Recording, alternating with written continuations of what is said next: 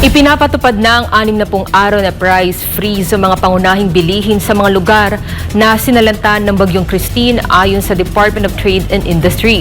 Samantala, iniulat ng ahensya na nasa mahigit 100 na mga maliliit na negosyo ang naapektuhan ng bagyo.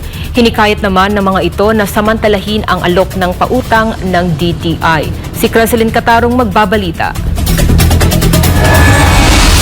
Pinapatupad na ng Department of Trade and Industry ang 60-day price freeze sa lahat ng basic commodities sa mga lugar na sinalanta ng Bagyong Christine, lalo na sa mga lugar na nasa ilalim ng state of calamity. Ayon kay DTI Acting Secretary Maria Cristina Aldigar Roque, mahigpit nilang minomonitor ang implementasyon nito.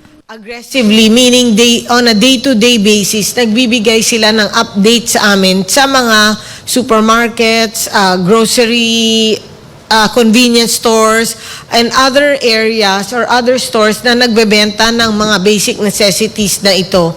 So, this must be strictly followed. Striktong babantayan ng DTI ang mga negosyante para sa wastong presyo ng mga bilihin, lalo't may iba sa mga ito na kadalasang nananamantala sa sitwasyon. Kasi syempre, pag may bagyo, alam ng mga negosyante na yung mga ibang negosyante na pwede silang let's say, take advantage ng situation. So, the Department of Trade and Industry is on top of this also. So, we are aggressively price monitoring.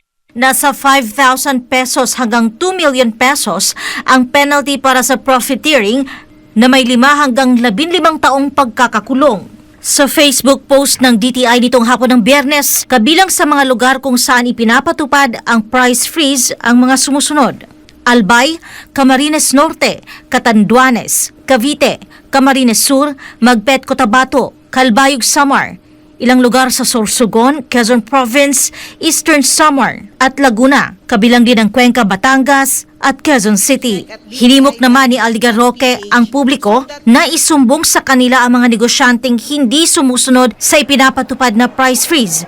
Ito ay sa pamamagitan ng pag-email sa consumercare@dti.gov.ph. Nakikipag-ugnayan din ang ahensya sa iba't ibang supermarkets, convenience stores at groceries upang matiyak na may sapat na ibinebentang food items, partikular ng supply ng mga pangunahing bilihin. Samantala, iniulat rin ng DTI na nasa 102 micro, small and medium enterprises o MSMEs ang naapektuhan ng bagyo. Bilang tulong, ani Aldigar Roque, may alok na pautang ang DTI sa pamamagitan ng attached agency nito na Small Business Corporation upang matulungan silang makabawi. 2 billion pesos ang nakalaang pondo para sa enterprise rehabilitation financing sa ilalim ng SB Corp na available para sa lahat ng MSMEs sa mga lugar na nasa ilalim ng state of calamity.